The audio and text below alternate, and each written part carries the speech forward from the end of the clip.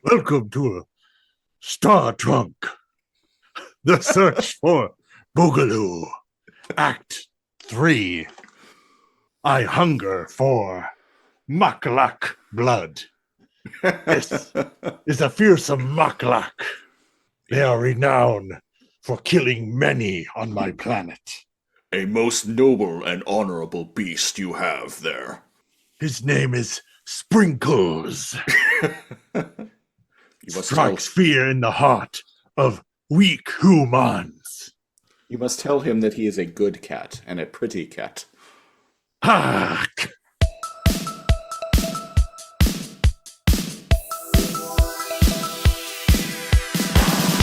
Lazor Comb. We are not going to panic. What the heck even happened to you, man? Vengeance. Shrimp Daddy! Ha ha ha ha! Give him a hockey stick! What am I, a fucking magician, man? Am I some kind of fucking magician, man? Fucking nerd! Big nerd! Whatever. It's not like we're professionals anyway. And I'm not sorry anymore. Time to big brain. Every day, yes. What is the airwolf of trains? Captain's log, stardate 1025113.5. Welcome to episode 107 of the Lazor Comb podcast, the show where we comb through random episodes of classic TV with a fine-tooth laser. I am, as always, one of your hosts, Commander Siege. And I am Destroyer Kal Rathakar.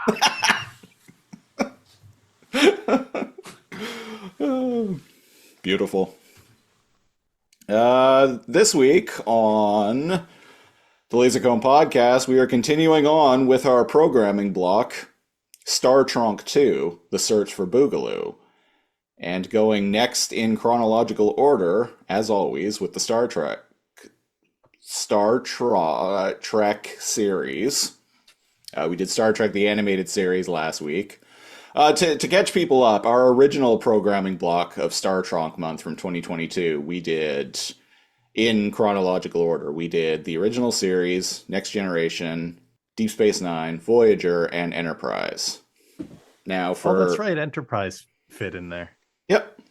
Now for TRONK II, we are also going in chronological order, but we're kind of doing the rest, basically, the resties. The resties. So last week we did Star Trek the Animated Series, and the next Star Trek show in chronological order is Star Trek Discovery.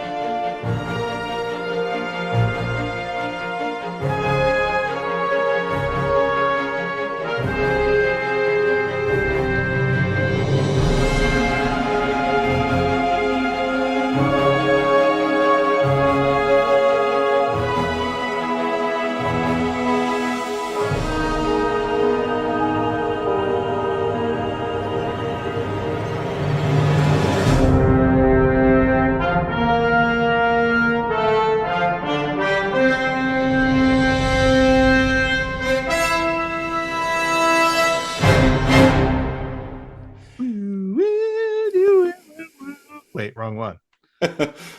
Now, for a little bit of background on Star Trek Discovery, after Star Trek Enterprise was canceled unceremoniously in 2005, just when the show was actually really picking up, Star Trek went on kind of a hiatus for a number of years. It was off TV as they as Paramount decided to shift their focus more toward Star Trek in theaters with the J.J. Abrams trilogy of Star Trek reboot films. Everyone's favorite canon, The Kelvin universe, as it's known as. which is behind the mirror universe. It's an alternate timeline. Yeah. I did appreciate in that 2009 Star Trek film, though, that they actually sought to. They kind of addressed. They're like, when Nero came from the future, the post Next Generation time, came back and changed things. He created an alternate timeline. So anything we do now, we're kind of forging our own path, which was just which was just a way for the writers to be like, we don't want to be bogged down by canon, so we're just going to do our own thing. And you know what? I think it's a clever way of doing that. It's the Dragon Ball Z time method. As soon as you do a time travel, the time you travel to is instantly a new timeline. Right. Where that time travel is present. And that's my favorite kind of time travel. Well, and indeed, even in like Back to the Future, when they go in Back to the Future Part 2, when they go to 1985, that is being ruled by Biff, they're like, we can't like go back to the future to stop him, because if we travel into the future from this time, from this reality, it'll be the future of like this reality. I don't like that. That's silly. It's kind of the same thing. No, because your timeline is the same. Oh, right? I see what you're saying. Yeah. It creates a new and separate timeline. Is what I like. Yeah. Or I guess in Back to the Future too, it's kind of it's treating changes to the timeline as something linear. Yes, and like extremely like butterfly effect, like in real time. Mm-hmm. Well, there were 3 of those Kelvin universe movies. They've been talking about a 4th one, in addition to a bunch of other new Star Trek movies that have never materialized. Really? For the past 9 years now was when the last one came out. It's 9 years ago. Damn. I know. It's like the Avatar of Star Trek. Yeah. Except I like one of those things more than the other. Let you, the listeners, be the judge. Yeah. Blue cat people. It's what I'm all about, man. I feel like the naked blue cat people would have filled more seats if they also had 6 booba. Well, I mean, they didn't have trouble filling seats in those movies anyway. The 2 of them are like 2 of the highest grossing movies of all time. Did like The Way of Water was that good? Like, did that make a lot of money? Made a lot of money. Can't speak to its quality because I've never seen it, and I probably never will. Yeah. I was like, wait, these are coming out? Avatar: The Way of Water. That movie came out over 2 years ago now. Already. Wait, really? Wow, time flies. The next one's gonna be something about fire, and then the next one's gonna be earth. They're gonna do like a elements thing. They're going to reunite earth, wind, and fire in space. That'd be pretty cool, actually. If it was the next one was like earth and the last one was wind. $2.320 billion. That's it. Who goes to see these movies? China. Like, I've never heard anyone like rave about Avatar. Like, when the first one came out, it made a little bit of a splash, but like no one talked about that movie like within like a year after it came out. It seemed to have like no pop culture imprint whatsoever. Which is weird because that's a good way of saying it. Made no pop culture imprint. However, it's the only movie I can remember that was still in theaters when it came out on like DVD and Blu-ray. That's true. It was, yeah. That was very bizarre. Because it came out in December of 2009. And I remember because I think we both were still working at Blockbuster at that point. Yeah. It came out on Earth Day. Oh, that's Yeah, right. it came out on Earth Day on DVD and Blu-ray, and it was still in theaters. Weird and wild. Yeah. Anyway, like, who was going to see these movies? Oh no. Maybe there were lots of Jake Sully fans. Would you want to become like a 15-foot like blue cat person that like symbiotically merges with life with their tail? No. Coward. Anyway, so we're dealing with different symbiotics today. So after the Kelvin universe of films kind of ended, Star Trek made its return to television after 12 years with Star Trek Discovery. Star Trek Discovery was co-created by Brian Fuller, known to most people as being the creator of that Hannibal TV show that a lot of people liked. I wasn't the biggest fan of it, but Lies. Hannibal had a lot of fans. Never watched it. I know a lot of people did. What else has Brian Fuller done? See, folks, I could research this stuff before recording, but why would I do that? Then it would feel scripted and unauthentic, and also be more work. Oh, Brian Fuller. Yeah, I'll say. There it is, right there. Brian Fuller was a writer on Deep Space Nine and Voyager early in his career. Oh, shit. Yeah. He did it. Yeah. He ascended through the ranks of Starfleet.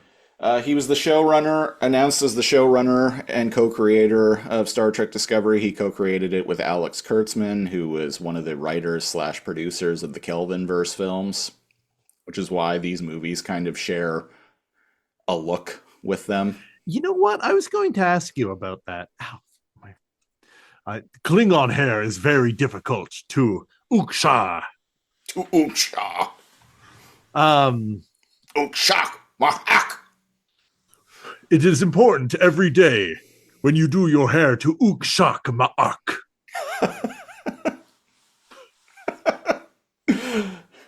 So you could just like say nonsense, but if you say it in a certain way, it sounds convincingly Klingon. Yeah. I'm sure that's like how the first 30 years of Klingon was done. Orlok Topa. You're not telling me that there was like a Klingon to English dictionary in the OG. I think the Klingon official language like dictionary came out in like the 80s or 90s. Like TNG, right? Around there, yeah. Yeah. I think so. They're just fucking around and making shit up until then. There wasn't a lot of Klingon though in the original series, if I recall. It was mostly you hearing them speak English. You've never truly experienced Shakespeare until you've read it in the original Klingon. Actual line from Star Trek VI, The Undiscovered Country. One of the best Star Trek movies, in my opinion. What about the Calvinverse movies? Those are movies. They exist. I like that first one. Oh yeah, where he's like driving like a 250-year-old like Cadillac, listening to 250-year-old music for some reason. Despite that, yeah, that I've been complaining. That's a classic like Lazor Comb Productions complaint we've had even before we started podcasting. Oh yeah, like, man, remember that fucking opening of that movie? I have been complaining about that since 2009. Also, would driving that fucking beast be legal? Like, let's take a step back and be like, think about this like future where they're like, I think not. That V8 engine, right? Also, is he listening to the radio? Fucking car would have radio. He's listening to some kind of like, he has, and this really dates the movie, because he has like some kind of like physical media chip that he inserts into the car radio, and that's what has Beastie Boys on it. Which means he went and searched ancient Earth music, found Beastie Boys, and was like, this is my jam. Like here, So in people 2000, in 2009, people still thought, oh, 300 years from now, physical media will still exist. oh, good point. Why wouldn't it just be beamed? Yeah. Yeah. But to give an equivalency, let us search music from 200 years ago. 1820s, say. We've got like Friends. There's a lot of Friends. Holy shit. Did everyone name their kid Friends, hoping they'd be a musician? We got Beethoven, Ferdinand, Franz Berwald. Oh, popular songs, Bid Me Discourse by William Shakespeare, classic. Buy a Broom. The Fortune I Crave by Samuel Woodworth. All classic songs today. Yeah. And I mean, yeah, we know like Beethoven because like those fucking dog movies made like a few songs famous. But like outside of that, like who the fuck is like Louis Spohr? Well, and that's another, brings up another point, too, is in Star Trek, traditionally, media isn't really a thing. People read books, and the music that people listen to is all classical. Hey, wait a second. You're right. And the reason why it's all classical is because all that shit is public domain. That's why on the holodeck they're like playing Sherlock Holmes and whatnot, and like all the music they're listening to is like Mozart. And Oh, so Beastie Boys will be public domain. And that's why they're in the future. They'll be like sitting in the holodeck listening to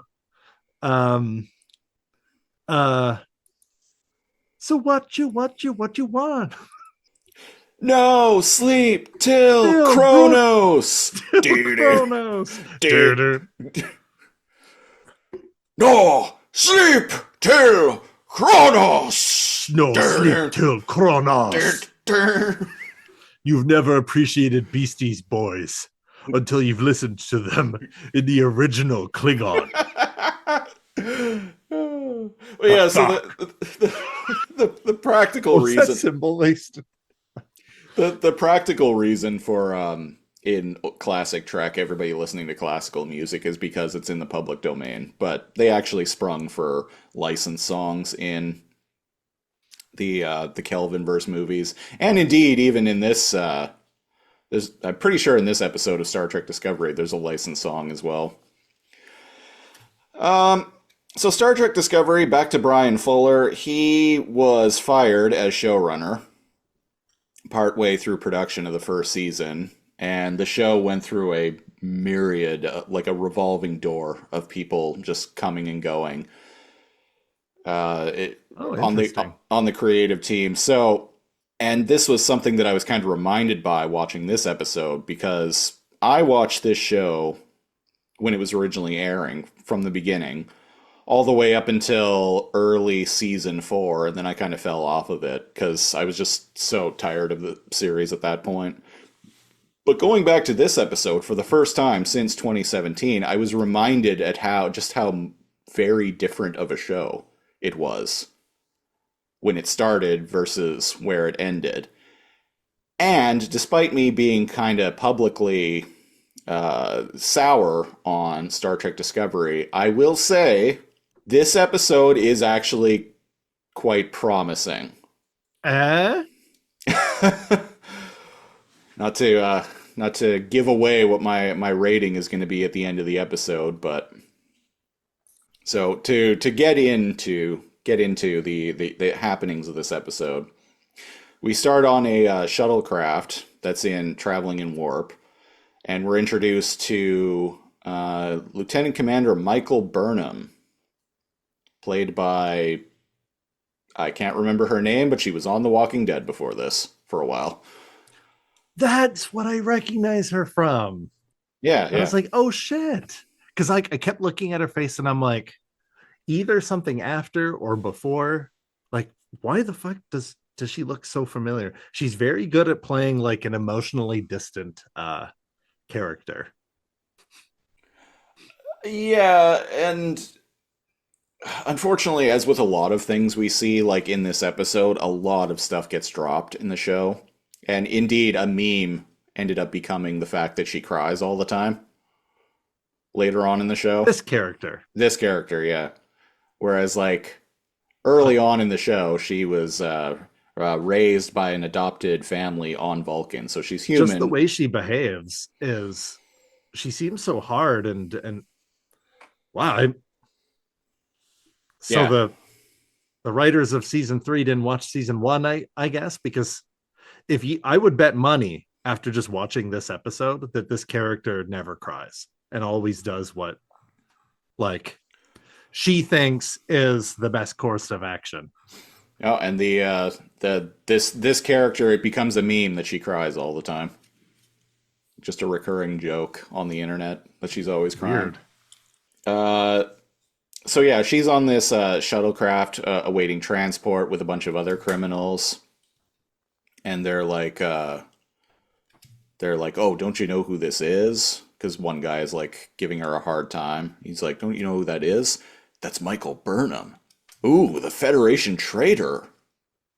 Yeah, exactly. It's telling me everything I need to know. I never had to watch episode 1 and 2. Yeah, I mean, it actually, like, yeah, this episode functions surprisingly well as a pilot, because in dialogue they kind of explain, and there's like a little flashback at the beginning. Yeah, they kind of explain. Throughout, yeah. They explain through dialogue throughout the episode, like, kind of what happened in the past couple episodes. So kudos to them. There's like a problem going on with the shuttle, so the pilot has to go and do like a spacewalk because like there are bugs all over the ship. There are bugs all over the electricity. ship. Yeah, that are eating electricity. The pilot doing the spacewalk is very quickly dispatched. Yeah, what a dumbass. Yeah, I know. Like, it shows her like bouncing off the outside of the shuttle and then like disappearing into the void. And I'm like, wow, that. And immediately I'm like, why would you do a spacewalk mid-warp? Correct me if I'm wrong. Okay, thank you. Yeah, I was like, unless there's something I don't know, like, that seems like a really fucking bad idea. Yeah. Stop. Drop out of warp. Drop out of warp, and not only that, stop all like acceleration. Yeah. Yeah, right? Come to it. So that if you fall, in relativity, so that if she were to fall off of the ship, she would be traveling the same speed as the ship and wouldn't like get lost behind. Mm-hmm. Because remember, as long as the ship's not accelerating, their frame of reference would be the same. And if she moved away from the ship, yes, they're still both going very fast, but she would stay next to it. So I'm assuming not only are they traveling through warp, but the ship is accelerating while it's going, which means if you separate and the ship is accelerating, the ship's just going to keep going.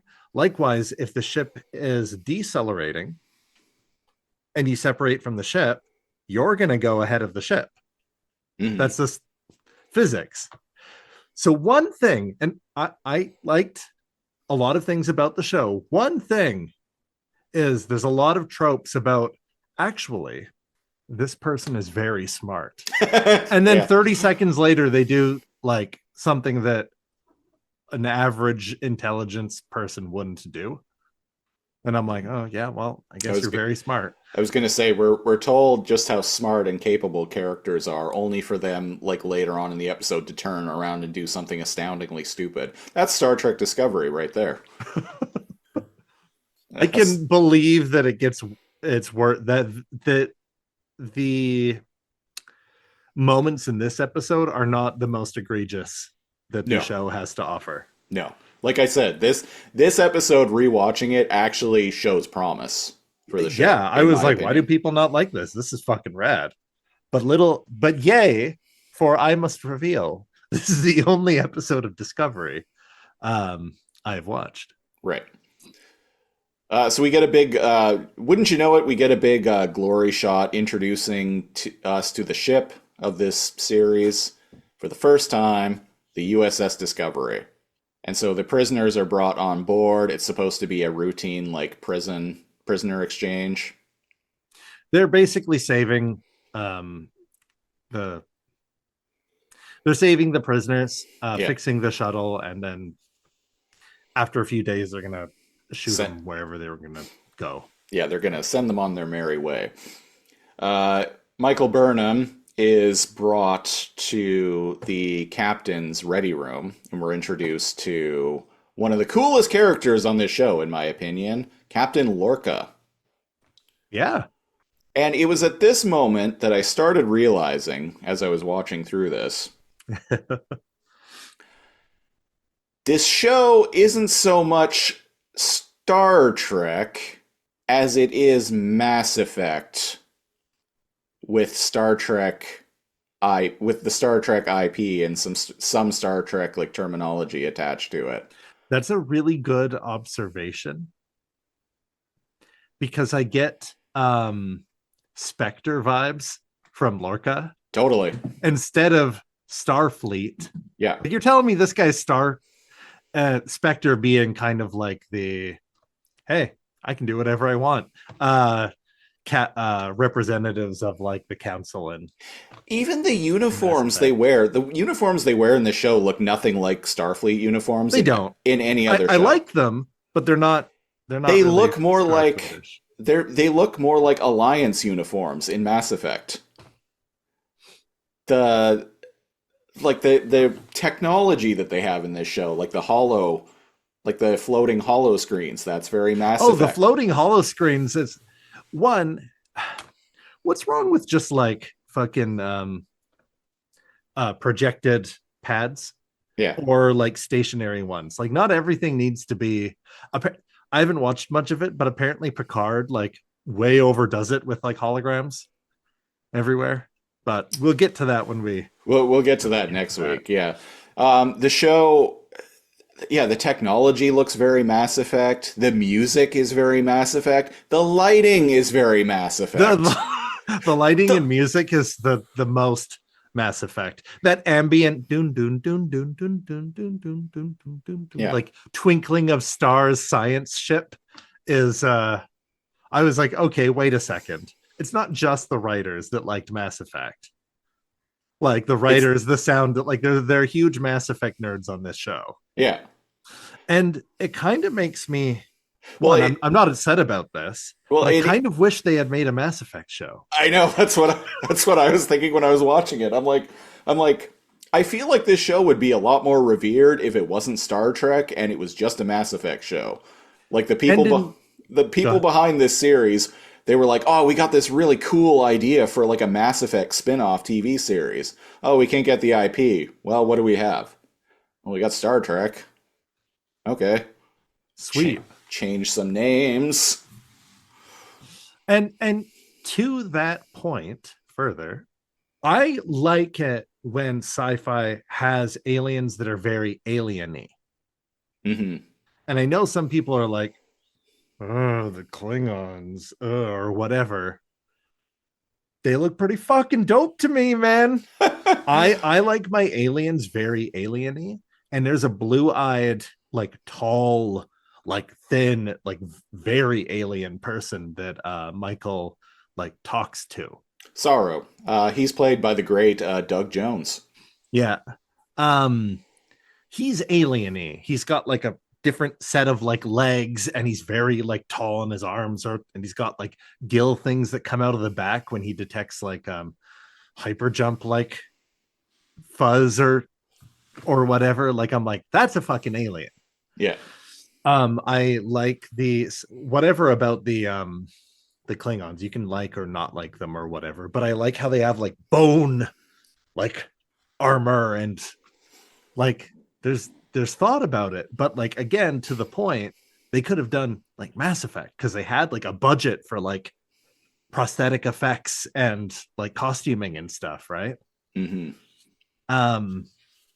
So I like it when sci-fi has like lots of aliens that aren't just like painting somebody like blue and they're like, there you go, it's an alien. Yeah, and most people's issue with the Klingons isn't necessarily the design of them itself. It's the fact that they look so wildly different from what Klingons look like in the rest of Star Trek canon, Hmm. even though this show is set in the Prime universe. And indeed, despite all of this like crazy like Mass Effect future tech, this show is set 10 years before Star Trek the But original series. yeah, but not before. Uh, my brain just shut off. Scott Bakula, Enterprise. but not before Enterprise. Yeah, no. Um, This is you're right, far though. far Yeah, after. This is far after and Enterprise. I guess I'm not enough of like a magician, so to speak, where that bothers me. But like, I get it.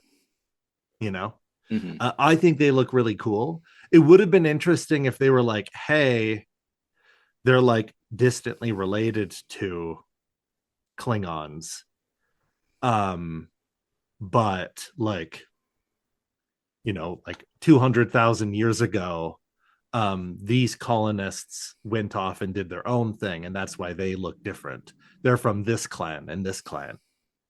Yeah, it's like Like, do okay, you know what I mean? Like, they are Klingon, but they've been separated on other colonies for such a long time that their traits are it's like the different. Romulans and the Remans. The Yeah, they look different, but they're They're from the base species. yeah, they're basically the same species, but they do look somewhat different because like they split off. Like the Remans, like the Romulans who would become Remans ended up like moving on to like one of the moons like surrounding Romulus. Mm-hmm, And after mm-hmm. being there for like thousands of years, like they ended up looking different. They could have hand waved something like that away with the Klingons. And indeed, I think starting in season 2, they redesigned the they changed the design of the I Klingons. noticed, I did some Google foo, and I was like, okay, some of them got hair, and I think they look scary, which is the point.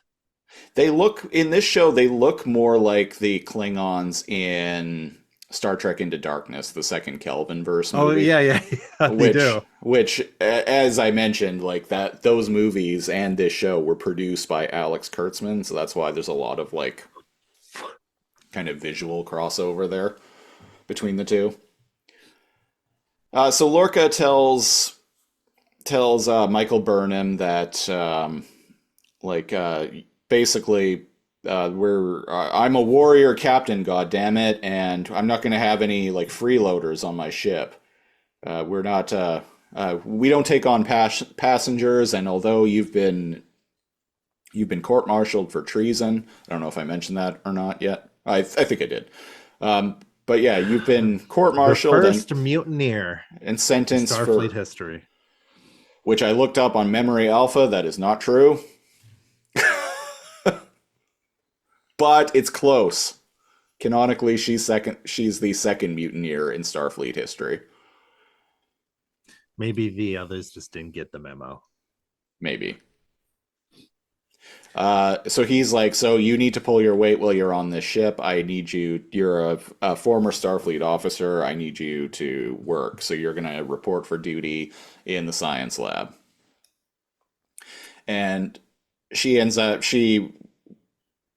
chat with Saru, who kind of gives her what I thought was a pretty sick burn, where Oh man, I'm like, that was unnecessary. he gives That's her a pretty sick burn. He's like, he says something along the lines of, if you just know that I intend to protect my captain better than you did if you yours. cause any trouble, I believe you're dangerous. And if you cause any trouble, I intend to protect my captain better than you, unlike you. Yeah. And I'm like, oh, that's unnecessary. But I mean, yeah, I get it. But Yeah, I can't remember what she did because, as I mentioned, I haven't watched any of Discovery other than this episode since it originally aired. And I mean, that was some people what, died, 8 years ago now? Yeah, 1800, 134, it was 8,100 8,100 and whatever. something, yeah. She goes to engineering and they're like, her roommate is like, you can't do your homework next to me. This is reserved. Well, before that, actually, we she goes to her quarters and we're introduced to her roommate Tilly, who ends up becoming quite a beloved character on the show. I'm a big fan of Tilly, but I had forgotten that she's very like on the spectrum coded early on in the show. In this A little bit of episode, a magician herself. yeah, very much like a magician in how she's depicted. That kind of they kind of drop that, and Oh. she just ends up becoming like kind of a cheerful person as the show goes on. I see. Yeah, Huh. like just a really like upbeat, like happy person, and not so Oh. magician like. Yeah, because she's like, oh, I'm sorry. I talk a lot when I'm nervous or I have to meet new people or something like that. And I'm like, oh, okay. Yeah, Huh. and so we get this interaction between the two of them where she's like, "Hey, I was having I'm debating whether I tell you that you're sleeping in my bed." And she's like, "Are you serious?" She's like, "Yeah, because they may look the same, but like I'm allergic to blah blah and yada yada And there's yada." a synthetic polyester that they made for me and my side, so I can't use the other one. And she's initially excited because she's like, "Oh, I was told I wasn't allowed to have roommates, so this is really cool. Yay, I have a friend now." And Michael It just makes me wants wonder. I'm like, why did they tell her she's not allowed to have roommates? Maybe when she was in Starfleet, she was sleeping with all of her roommates, and they were like, well, that's not allowed. I got the impression it was because of her magician qualities. Well, you know what they say. She was too woke to have roommates. And so she is like, "Oh, what? I'm Tilly. What's your name?" And she's like, "Oh, Michael." And she's like, "Oh, Michael. What an odd name. I've never only ever heard of one other woman named Michael, and that was the mutineer. And you can't possibly be her, right? Right?" Right? You're not Michael Burnham of Mutineer infamy, right? Michael? And so I was kind of annoyed by this. So, like, just to get it out of the way, Because Michael she was like, Burnham. oh, I'll call you like Mickey or Mitz or like a nickname. And she was like, you will not call me that. And I'm like, really attached to the name Michael? Huh? This is why I was annoyed by why I'm kind of annoyed by this little bit is because the character is a chick named Michael, which if you just left it there, I would have been like, you know what, this show's like 300 years in the future. Maybe And yeah, Michael's Shannon used to be a man's name. So maybe over maybe time it flipped yeah, or it's unisex or exactly. But they make a point in dialogue of calling out the fact that it's weird that she's a chick named Michael. But why then not they just not do that? and then they don't do anything with that. Wait, So they don't? They no, don't there's address that? no, there's no like grand explanation for why she has a dude's name. So I it's was like, thinking like she was named after somebody that like saved a lot of people that were like her were really important. And so she had pride in that. But like they don't do anything. not from what I remember, no. So I'm like, Okay. why even bother like hanging a lantern on Yeah, something exactly. you didn't need to hang a lantern on? You made That's it weird. weird. You guys made it weird. Yeah. You guys made it weird by hanging a lantern on it. Isn't it weird that you're a chick named Michael? Ting. Yeah. Like the little wink at the camera, and it's like, well, yeah, but now that you've addressed it, what are you going to do about that? And the answer is nothing. So it's like, why are we even addressing it at all? Yeah. Because it was clearly a conscious choice by one of the writers at some point along the way. Yeah, they didn't like roll like a bunch of dice and like land on like Michael. Like, Random name generator. oh, I forgot to hit chicks instead of dudes. Anyway, how's Michael? Anyway, it's a minor gripe, but it's yeah, whatever. So the next day she goes to the science lab and she goes to she's told to find a console to work at a workstation, and she goes to the one right beside Tilly, and Tilly's like, "Oh, sorry, yeah, you can't work here because we have assigned seating." And then we're introduced to the science guy. Science guy. Condescending science man. Yeah, he's played by Blonde science man. played by one of the he's played by the dude from Rent. Oh. Scrolling down. Casting characters. He's also named after a real person too, and I'll get into that. Anthony Rapp as Paul Stamets. Now, Paul Stamets is a real person. Oh. Paul Stamets is the guy. He is he's a mushroom guy. He's a crackpot mushroom scientist. I know who that is.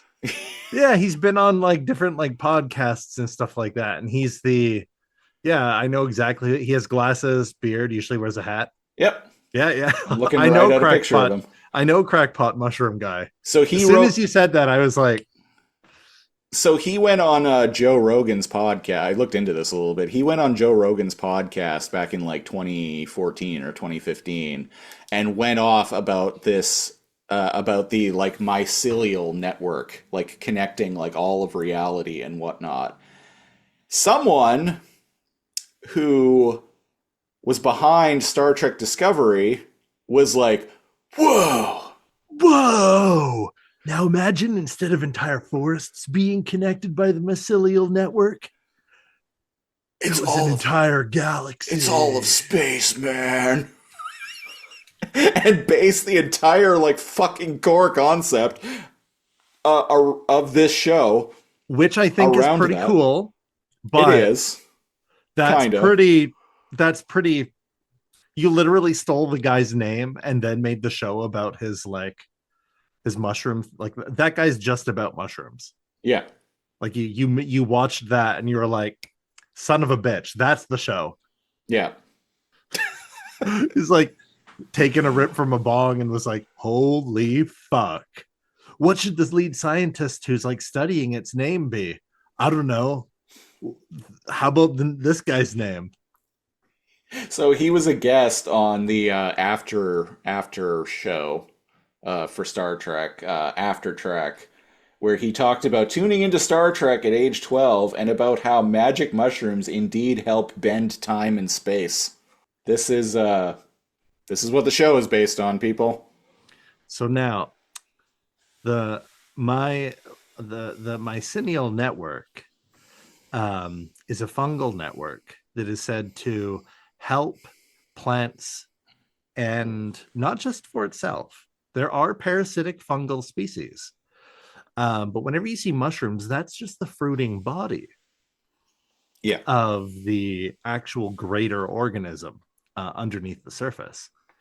And it's said to move nutrients where they need to go. If one tree is not getting enough water and another tree has more than enough water, it'll actually like move water to them and nutrients to them.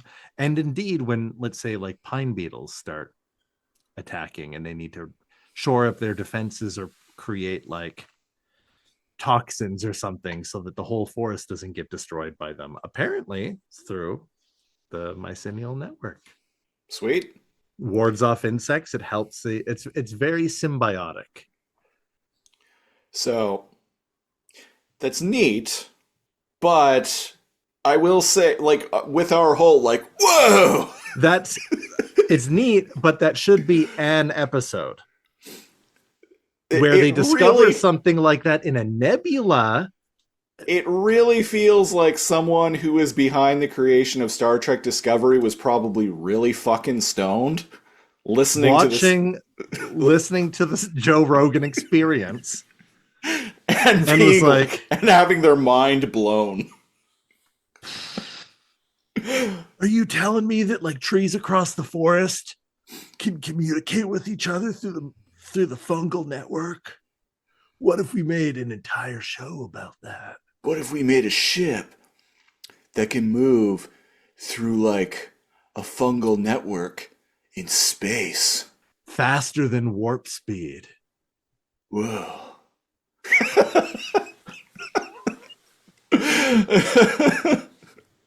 Star Trek Discovery, people. So everyone knows that in nature, nothing can travel faster than the speed of light under normal circumstances. And everybody was approximately 5 years old when they either saw whether it was Christopher and I, and we watched the OG Cosmos, or later on you were watching Neil deGrasse Tyson, or you were watching a movie. And my favorite part about any stupid ass fucking sci-fi movie is like, this is space. It takes this long to get from here to here. No matter how fast you go, there's a max speed to how you can move the pen from here to here. Yes. But what if we folded the paper and to go through the middle? So many sci-fi movies and TV And shows now use you know- the paper And analogy. it's a paper, and a used napkin might as well be the paper analogy. And I'm like, I'm almost 40. I can't even begin to tell you how many fucking times I've seen that in movies and TV shows. Right? It was like, yes, we all watched Carl Sagan's like Cosmos and or Bill Nye the Science Guy, but like that's a cool idea. But like they don't explain how we do that. Just that the idea is possible. Cool. Star Trek makes an attempt. It's in that very exotic matter and stabilizing. Yeah, they're not traveling through space by conventional means. That's what warp is. Yeah. But it's just so funny that like now, faster than before, you can be. I laughed at the end part. Like, you could be at the pyramids. Blink and you'll miss it. And you'll be in Romulus 5. Blink and you'll miss it. And you'll be in 1919's World Fair. And now you're back. Pretty revolutionary technology, huh? And it relies on us snorting the mycelium. It is pretty revolutionary technology. Pretty revolutionary technology. They didn't even have to bend a piece of paper and poke a hole through it for me to understand. It's going to be a real game changer in every subsequent Star Trek series, right? Some would say that the discovery of this would change space warfare and space navigation as we know it for the entire galaxy. Yeah, for all time to come. For all time to come. Remember those mushroom drives on Star Trek Voyager? I remember the mushroom drives. Like how like it like they didn't even need to hang out in the Delta Quadrant. They just used the mushroom drive. Oh, lazy cunts. They could have just mushroom drived back. Now I am curious how it works. Like, does it use like atomic non-locality, like atomic coupling, right? What's it called? Like when you measure one paired atom or like an electron, then you know the polarity of the nucleus that it's like separated from, or some fucking quantum physics or whatever. And you could be like, oh, well, it's not known what the spin is on an electron until it's measured, and the act of measuring it's in a state of non-polarity until it's measured. And I'm more interested in that than like bingo dino DNA. Like give me, like, come on, let's hear it. Let's hear the reasoning, how the mushrooms teleport shit across the, like, what is it? Is it like it's actually one atomic? Because there's a guy that rants and he's like, atomic chemistry, microbiology, it's the same as physics. And I'm Mhm. like, go on, go off, King. But then they don't tell me. So Well- it kind of makes me want to watch the next episode so that they fucking tell me, but I'm afraid that they won't. The show does get more in depth into how the spore drive works. Okay. I'm getting ahead of myself though, because there's a sister science ship mentioned in this show, right? Yes, and Anthony Rapp's buddy is over there. It's another ship that also has one of these spore drives, and he has a They're buddy. shit talking each other a bit, yeah. Because He has the other ship has had a breakthrough, right? yeah. So it's all been like, oh, we've been friends for like 12 years, been working on this, like we're gonna get this. And he's all talking about how like, we're going to push our spore drive all the way up to 900 bullshits. And it's he's like, you can't, it's unstable. He's like, 900 bullshits? You can't even, it's unstable, anything past 200 bullshits. And it's like, but you see the algorithm and the thing we fixed, and bada bing, bada boom. Hell, maybe even 1,000 bullshit. and he's like, hey, I'm not jealous. I kind of got like they're a thing, like they're low key, like they were roommates at Starfleet. But maybe that's just me looking into it. Well, both Anthony Rapp and the character he plays in the show are gay. Oh, okay. So I'm not. And crazy. indeed, we find out later on in the show that he's married. Just not to that guy. Just not to that guy. But wouldn't you know it? The very next day, everyone's dead on that ship. Yeah, they go and investigate, and everyone's dead on the ship. Like they're like twisted, like inside out, and by the way, I skipped over it, but like they're being really secretive about revealing anything to Michael. Oh yeah, and that brings up another thing too. So we find out that the way to open security doors to this like top secret lab. Oh, thanks for bringing that up. Oh, is by blowing. Okay, so breath recognition. I don't understand why they couldn't do retinal scans, but instead, and this is a real thing, I've seen it like before. This is the future. How about a thumbprint? Oh, but that can be faked. How about an iris scan? As far as I know, irises are like fingerprints. They are, yeah. And they're unique to each. Even your left eye is completely different than your right eye. And you can't easily, like with a foot fingerprint, maybe you could get a print off of a glass. Or get somebody to touch something like glue. Mm-hmm. Or like a rubber or whatever. The iris is behind the lens. Like, or also, this is future tech. That's what like, really, like, how about face scan? It could just do like shoot like a laser at you and be like, oh, biosignature match. Our phones have a face scan. Yeah. It is the year of our Lord 2025. And you're telling me that in the future, the vast, far off future, and the best science ship that money has to buy, you do a breathalyzer? Yeah. You do like a... Real quick fun fact about Face ID on phones. It was developed by the same company who developed the Microsoft Kinect. And it uses much more advanced, but it uses similar technology of blanketing the room with invisible like LEDs. Oh yeah, when you turn apparently through like night vision, and you have somebody like you turn your phone on. Yeah. The phones that have automatic face scanning will like shoot, and you see that like connect grid wherever the phone is pointing. Yeah. So like Navy SEALs and everything like that, they're not allowed to have tech like that because they light up, and night vision can see them.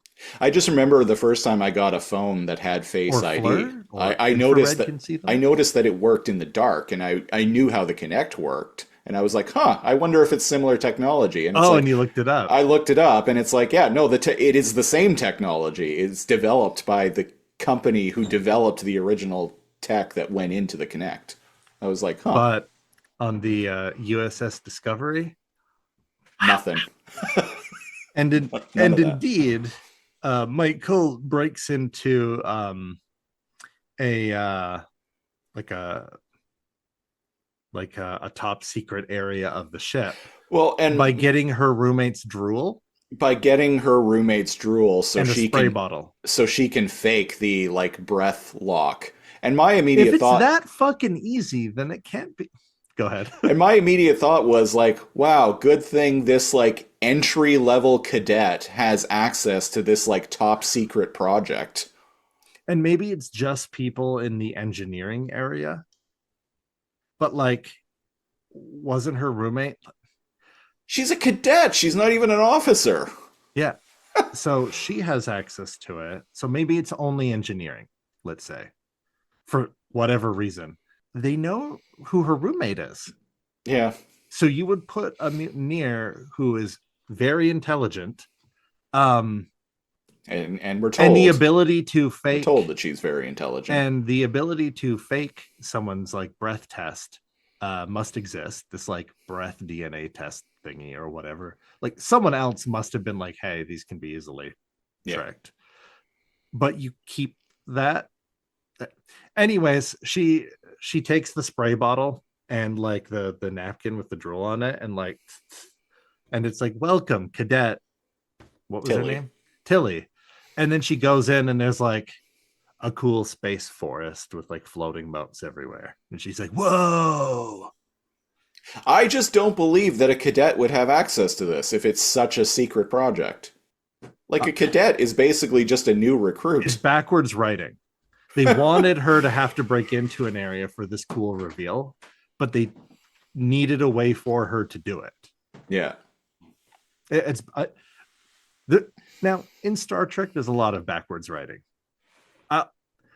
But it's usually just, oh, okay, whatever. Not as bad as that. That's... Mm-hmm. And it was like, well, if Tilly can get into this, like, was she the only one on the ship who couldn't? Right. Because she's not Starfleet. And at that point, why not just make it scan like the uniform? And it's like, wait a second, you're wearing a prisoner uniform. Get the fuck out of here. Yeah. Or scan what color you're like fucking. Again, facial recognition technology in our timeline has already existed for a decade. Almost two. Like the CIA certainly probably had shit like that like 25 years ago. As rudimentary as it might have been. But like even Demolition Man, didn't it have iris like eye scanning technology? In Minority Report, which came out in 2002, in that movie, because that movie's set in like the near future, but that movie even has like facial recognition technology. And it's like, they didn't just pull that out of a hat. Like that's only the near future, not like the far future. But like the writers of that movie got that idea from somewhere. So facial recognition software has been around for probably put close to 30 years. Yeah. And the ideas always come first before the science and power behind it, which is why Star Trek and sci-fi in general tends to be ahead of its time, because it's like, oh shit, like the writers read like scientific journals. Yeah. And they're like, hey, somebody's working on like infrared like face scanning tech. Like the first tests will happen like 5 years from now, blah, blah, blah. And somebody read a journal about that, and they were like, oh shit, let's put that in the show. Yeah, Next Generation had like touch screens, and like they were carrying around basically iPads like decades before like these super things light. existed. Yeah, exactly. And they could just go computer. Yeah. And like talk to the computer. Right. And it's because they just had nerds on the show. Yeah. Like they knew what was possible. Mm-hmm. Yeah. But apparently, nope. We're doing breathalyzers here on the. Anyways, that's like, yes, we're nitpicking, but like, We're Homies. nitpicking pretty hard. Homies. Okay. Anyways, there's our magician 15-minute nitpick about that particular topic. So to run through, what ends up being the conflict? They're on the show, but like people died by spiral magic. yeah. So to run through the rest happened? of the episode, they go over to the other ship, and something bad has happened. The other ship is covered in like spore A phenomenon growth. happened. Something went wrong with the spore. You know what? He tried to go to 1,000 bullshits. Yeah, Turns out his buddy was right. yeah. You'd only safely run, what was it, 300 bullshits? And they're quite grotesque looking. Like they died in incredible pain. Like their bodies are literally morphed. Yeah, like crushed, like twisted inside So out. there's horror in Star Trek Discovery. And I'm like, oh shit. Some okay. body horror, yeah. And then they see a batleth, and they're like, I guess the Klingons here. Not some nerd who, you know how we have like we have katanas even though we are like white, Yeah. or we have had. I imagine Starfleet nerds would have like Klingon weapons. So when they saw one on the floor, they're like, oh, Klingons, and I'm like, I don't know, man. I wouldn't say samurais if I saw like a katana on the if I saw a katana on the street and a bunch of blood, I wouldn't be like, the Japanese are invading. Tasha Yar strikes me as someone who would have a collection of like Klingon weaponry. And isn't good at fighting with them, but she has them. she has them. So they quickly find out after observing the bodies of the Klingons on the ship. The Klingons are torn apart. They have like slash wounds on them. They did not die the same way. And to their credit, their observational skills are correct. They must have boarded after they saw the derelict. Yeah. So there's something else on the ship. And it's a big old monster. It looks like something right out of Doom 3. Holy shit, that's good. I was gonna say it looks like a bullet, a bullet from like the D&D. It looks like it has 4 legs, it's big and armored, but you know what? It's a Doom monster. Yeah. And they're like, what could have done this? And then they look at the door and they're like, this is solid magic steel. Nothing can break through this. And they look at like blast shielding and they're like, that could withstand 7,000 bullshit radii energosts. Nothing could have broken through that. And I'm like, okay, I get it. There's an unstoppable monster on the ship. Its power is so strong it can do things that you thought were impossible. Right. And chases them. It chases them. They get away from it. I can't remember how. They get away from it by running. They managed to, because Michael says run, and and they run. The reason they can't beam out is because this section of the ship is shielded from that. It's like they had mentioned it before they went out. It's shielded because it's top level, like high security. Right. So they hide in like an area. Michael's like, give me a blaster. And they're like, we don't give weapons to mutineers. But then Science Man, who's leading the team, throws her a phaser. Don't make me regret this. Don't make me regret this, you son of a bitch. And she's like, run. As they run one way, and she's like, I'm here, kill me. And I laughed at a part because the monster starts chasing her and she's like, holy shit, that worked. And I'm like, were you? Yeah, it's angry and doesn't like being shot. Yeah, what were you expecting? Also, if it didn't work then, and it just went and killed everyone else. But anyways, she escapes. She crawls through some Jeffrey tubes. I actually think it's kind of interesting, the shot that she's like angrily reciting like through the looking glass. Like for some reason going through there, she's communicating as the monster's like being angry and rawr. And then she like falls into the shuttle. Conveniently, the exit through the Jeffries tube like lands right through the hatch in the shuttle. And they get away, only losing one person that I can't remember.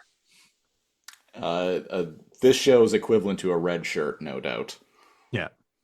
And I was like, oh, somebody died. Are they going to mention that? No. No. All right. If your name isn't mentioned in the episode that you get pulled onto an away mission, then you probably shouldn't agree to go. Probably not. Some bullshit happens. There's a debriefing. The captain's like, all right, you son of a bitch, I need to talk to you before you go back to prison planet. And this is when something gets interesting. Michael turns to what was the captain's name again? Lorca.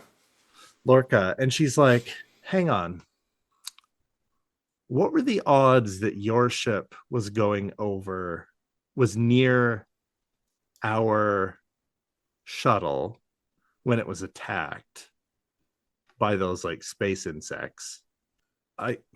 Basically it implies she's like, I think you had something to do with that. And he reveals like, hey, what are you talking about? Haha. I need you to stay on the ship. And yes, you're a criminal or whatever, but like, this is wartime. God damn it.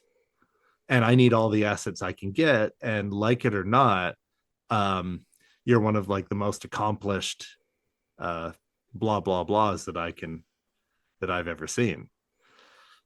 Yeah, and she's like, I respectfully decline. And he's like, yeah, you don't. I don't think that's not how it works. Yeah, he's like, I don't really care what your preference is. Like, you're just I didn't ask. Yeah, you're gonna do this.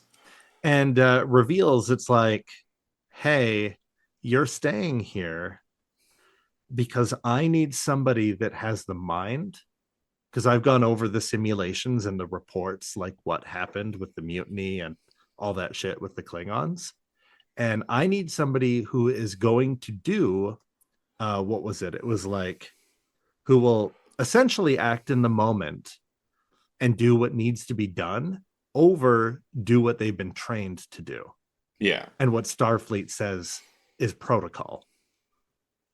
And I'm like, oh, looks like we got a bad boy captain going on here. Ah, we got us a wild card here. And again, to Christopher's observations, very like Mass Effect, like Spectre.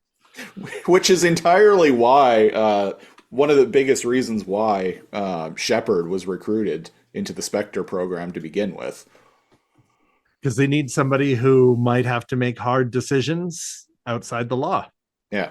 Like literally you choose your background about like how you survived in Mass Effect 1, like how you survived like a massacre. Yeah. So you start off like with this like little background and that's Mass Effect. But we end with an interesting conversation between the captain and what I can assume is like the security officer, that chick who's been like on Michael's ass the whole show. Her name and he said, oh, go ahead. Her name is Landry.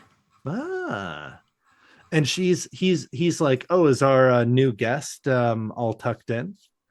And she says, because people in the future would totally say this, as snug as a bug is in a rug, sir. And I'm like, as snug as a bug in a rug? Okay, grandma. But it seems like what they're actually talking about is Michael. But then he's like, oh, I'm going to have to pay our guest a visit tonight then. And I'm like, wait, what the fuck? That's illegal. But they're actually talking about having beamed the monster from the derelict ship on board. The Doom Demon is on the ship now. And it was thought by the rest of the crew, at least the ones that were aware of the mission, that the creature was blown up with the ship. And the reason they blow the other ship up is so that it doesn't fall into enemy hands. Yeah, because it's got experimental tech on it. Also, was it just me, or did I saw a little bit of chemistry between, like a bit of sexual chemistry between Lorca and Landry in that scene? You thought so too? I thought that they were gonna fuck. I rewinded this scene 3 times by 10 seconds each because not once, but twice, I was like, wait. Is he implying, because I thought he was ordering her to his quarters Yeah. at night. And I was like, and she's like, yes, sir. And I'm like, ooh. Like, so you thought the same thing? And I'm like, no, he's saying he'll give their guest a visit. Like, I had to rewind and I'm like, oh, he's talking about the monster. Oh, okay. I thought he was like, we'll bang, okay? Well, bang, okay. I kind of wonder if maybe there was a subplot originally in the episode that was just cut, that went into them having a thing that was just cut for time. Did they ever bring that up like later? Or maybe not? Or nah, I don't remember. maybe there was something there. Could be. Yeah, and so yeah, before all of that, before he goes to visit the Doom Demon, he finally convinces Michael to join his side by beaming her to like the science lab and telling her, oh right, he's like, get in the chamber, bitch. And she's like, okay.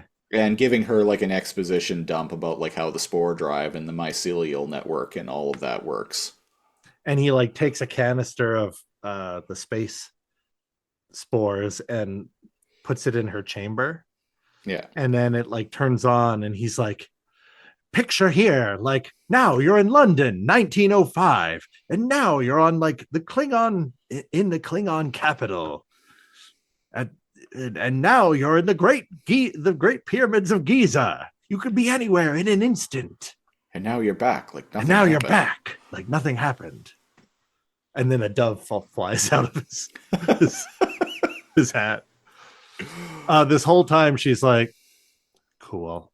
Well, I guess since it's like cutting edge technology and you like need me to do war, I can stay. Yeah, and he explains. I don't know why he turned into Audrey Plaza. Yeah, he's not. We're not making a spore weapon. We're making a means of transportation. That's how this will change Starfleet forever. Forever. We'll never need to use warp drives again. This is gonna change Star Trek canon for centuries going forward. Centuries, if not like the rest of time. Yeah, and that's what happened. Warp drives will be old tech, kind of like how we look and scoff at like combustion engines today. Yeah, that's right. This is one of those things that I hate about prequels, and I've ranted before about how I don't like prequels. One other thing, fine if you tell contained stories. That's it.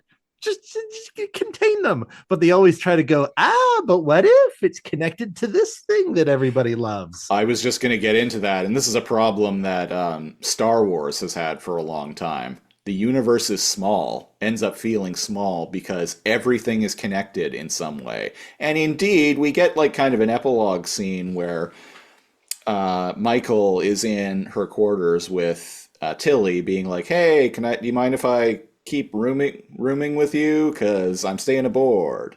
And Tilly's like, it took me a second to realize who this was because her hair was huge and out, and I'm like, oh, it's this chick. Yeah.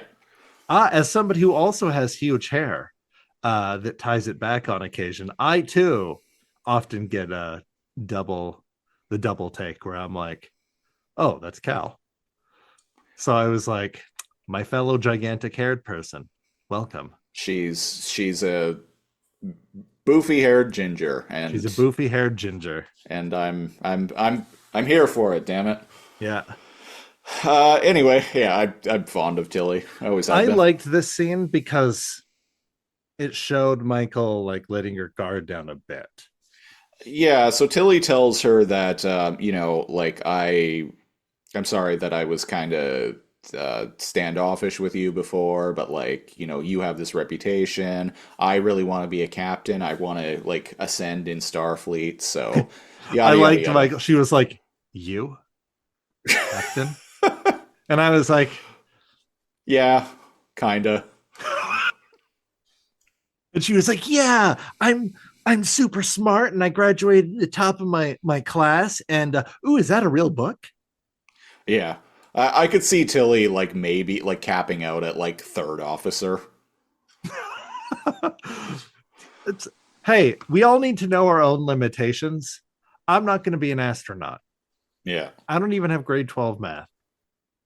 So like it ain't happening. Like you gotta know your limits. And but bless her soul, Yeah. you know. Michael starts talking about how, like her foster mother on Vulcan, and Tilly's like, "Oh, what was her name?" And Michael is like, "Her name was Amanda." Amanda. Now, here's the thing. I don't know enough about lore, and I wasn't on the wiki yet looking up stuff from this episode. I'm like, that's the shittiest Vulcan name I've ever heard. And lo and behold, it's because it is not a Vulcan name. It's a human name. So her adopted parents are Amanda Grayson and Sarek, the parents of one Mr. Spock. She is the adopted sibling of Mr. Spock. And who as we know, is half Vulcan. She's the adopted sibling of Mr. Spock, a sibling, and they have such a strong bond. And indeed, later on in the show, they talk about how much of a bond they have and how close they were growing up.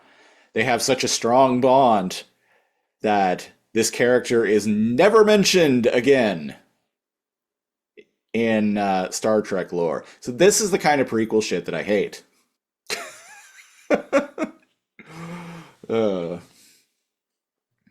uh, you have lost sound.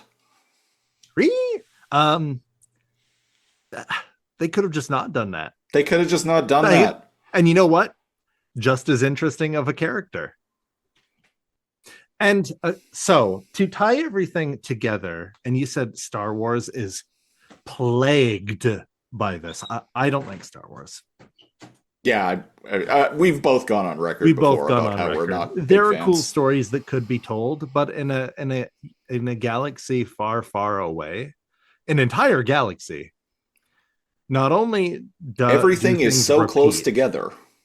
not so only are there actually only like 6 planets, but you also just retell the same fucking stories over and over.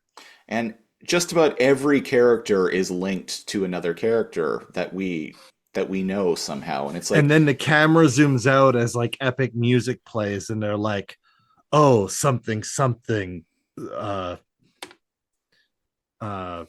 solo," or it's like, "Ooh, the something, Jabba, dun dun dun," and yeah, it's like, we get it. There's only 10 cool fucking characters in Star Wars, but it's like, you have lightsabers, you have wizard, like space wizard powers.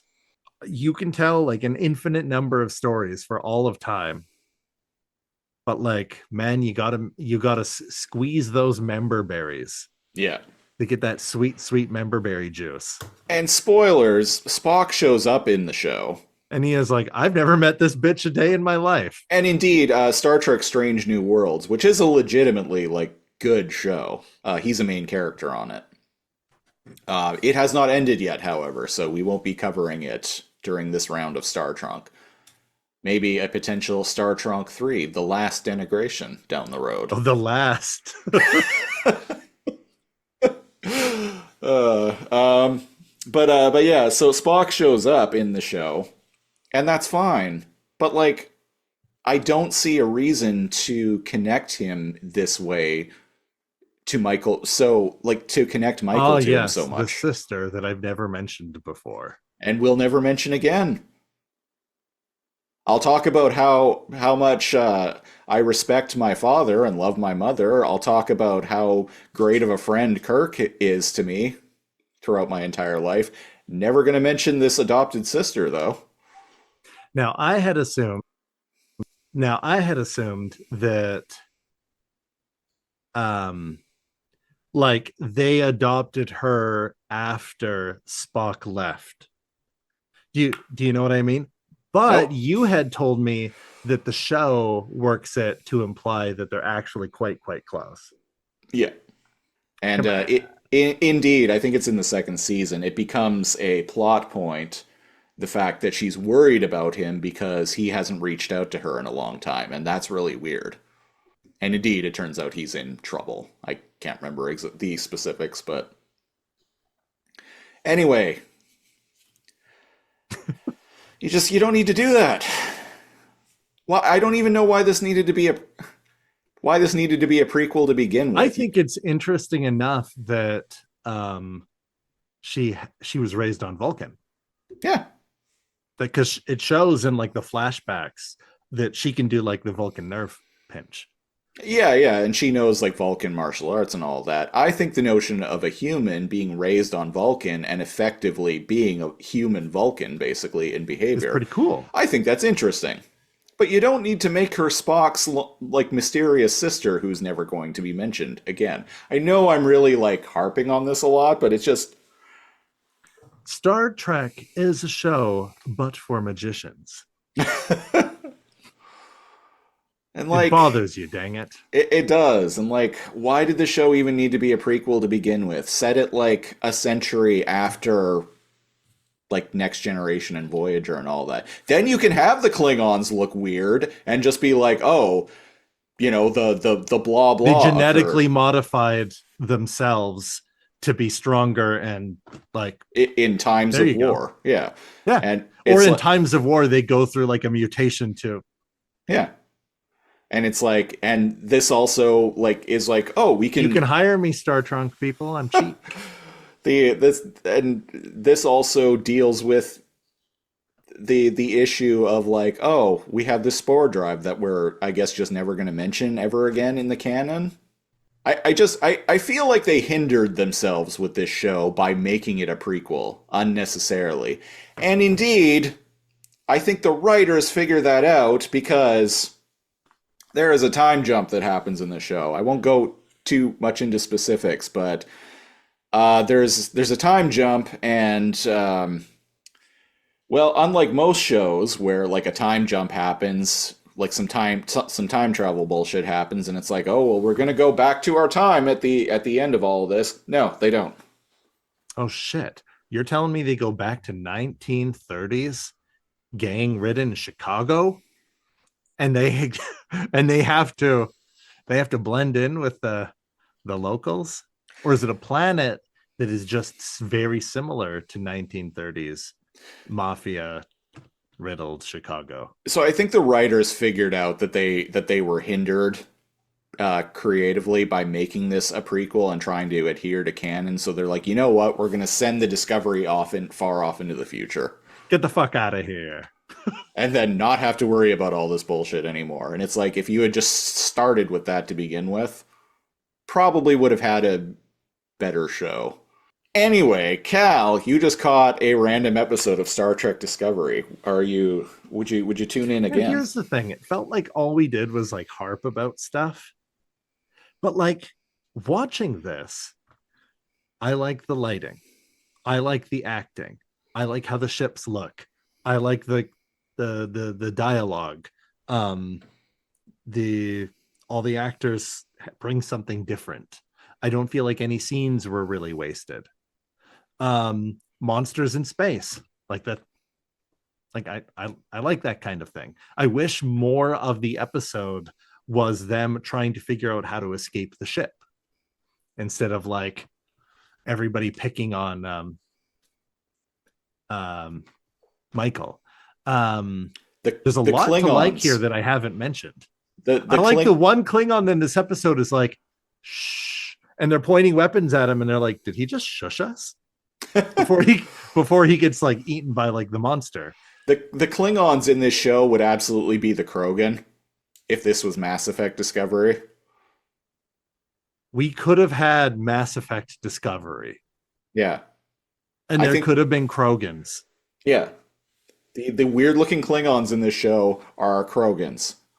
And the thing that they find on their the Doom creature, I don't know, well say it's Arachni or something. Yeah, and they thought that the Arachni were extinct after Yeah. the Arachni Wars. But not only is it Arachni, it's a young brood mother. Yeah. Not to steal like every single fucking plot hook from Alien, but like, And this young brood mother, and Arachni, ends up becoming integral into maintaining the spore drive of the and the Arachni have been using the spores to traverse planets for thousands of years. yeah. They don't have technology, but that's how they've gone from planet to planet. Man, hey, you can hire us for a Mass Effect TV show. We're here. Mass Effect Discovery. That's right. So all that like being said, like I did actually really like this, even though we kind of felt the time complaining about it. And I would tune in next week. Like this at the beginning of recording, we were both like, this is actually pretty good first episode to jump into, a good launching point, you said. And I dug this. I'm sure all of my questions will be answered promptly, and the show only gets better. You know what? Saru, change his race up to the race that Morden Solus is. Solarian. Make him a Solarian, yeah. Right? Or hell, it's Mass Effect. Have them look exactly the same. There's tons of non-Citadel represented races in Mass Effect. Right. Like you can have just random aliens. Landry, the security lady, make her a Sari. Lorca can still be a human. Yeah. Save the asshole roles for humans. Yeah. That's what they do best. The treacherous asshole-ish humans. Man, have but who would play the elusive man? Oh, probably the same guy. Who would play the elusive man? Who would play the elusive man? Probably some character we haven't seen in the show as of yet. You know what? But the elusive man is young instead of like during the time of Mass Effect. Oh, but now here I go making a prequel.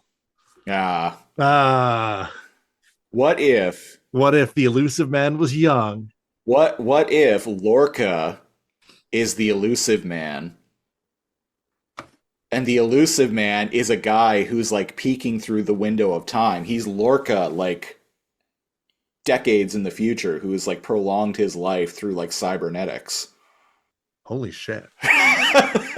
And he's become so obsessed with like winning this war against the Krogans that he's broken off from Starfleet and founded Cerberus.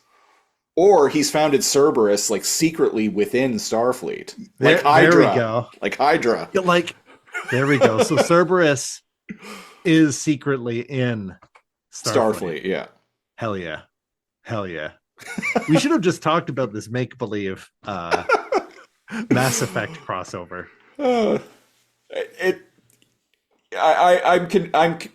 you know what? I started on Blue Sky today following someone who works as she's a physicist, and she has like a PhD, who works as a consultant for the Star Trek shows, the modern Star Trek shows. And in her bio, she mentions that she's a Mass Effect fan.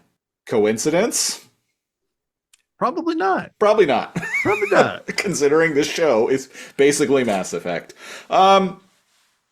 Now, I have to kind of uncouple like my thoughts about the show in broad strokes. If I'm looking at it purely, and unfortunately a lot of the complaining I was doing was about the show, period. Um, looking at this episode on its own, yeah, I would tune in again. I think there's enough here to there's enough good here. There's enough goodies here. There's at least 900 bullshits. Yeah, but we won't push it to 1,000. It's playing with fire. Playing with fire. Well, that was episode 107 of the Lazor Comb podcast. If you want to support the show, go to patreon.com/lazorcomb, LAZORCOMB. Starting at the $5 tier, you get access to our weekly Patreon exclusive podcast, the Super Lazor Comb Patreon Super Show.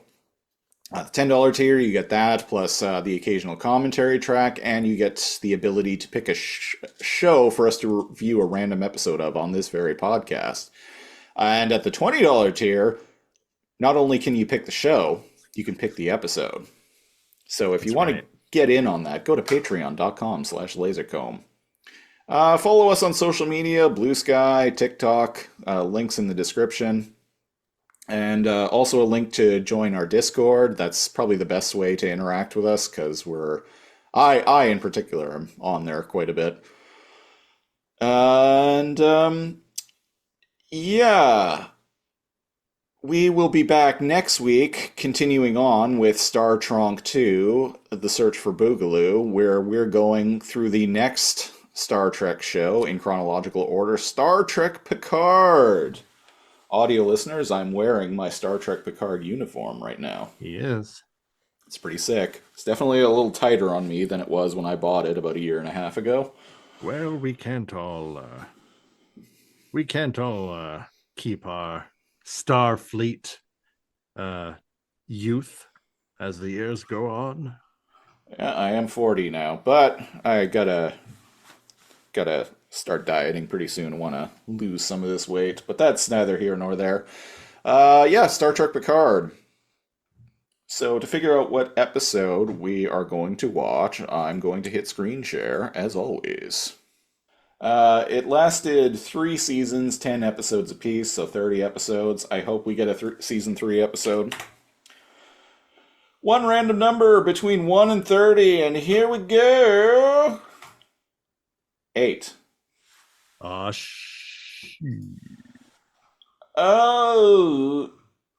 I'm gonna re-roll. Because I know the first season of Picard, the end of it in particular, is quite bad. Oh. And I want to potentially watch something decent. 3. All right, even better. 3. 2 3s in a row. The end is the beginning. The end is the beginning. Well, I really wanted to do a season 3 episode. God damn it. What you do is you count the number of episodes in season 3, and then you random episode. Oh, 12. 12. See, 19. I'm telling you, just 3. do one, but see, it wants us to do the first season. 22. You cheating son of a bitch. Well, actually, no. 22 is season 2 still. Or no, wait, no. I was wrong. No. 22. Yeah, 22 is a season 3 episode. So that would be season 3, episode 2, Disengage. Are you good with that one? Sure. I haven't watched any of it, so I did the most cheating I've done. Probably that is the ever. most cheating we've ever done.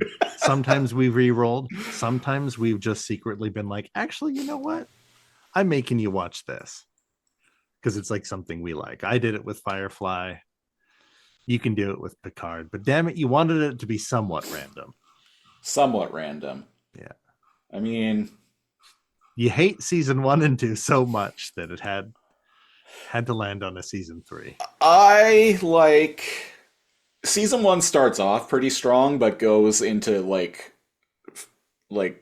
full Rotundo territory by the end. Season 2 isn't too bad, but season 3 is definitely. Is it true that he's a robot? Yes, it is. Is it true that changes everything? It changes nothing. Oh. Weird. Yeah. Completely inconsequential Yeah. to the later seasons, huh? Completely. Well, we'll be back next week with that. And until then, I have been Commander Siege, one of your hosts. And I am Kalak Mukla. Thanks for listening. We will we will magic mushroom you next time. Dun, dun, dun, dun, dun, dun, dun, dun, dun, dun, dun. Do, do, do, do, do.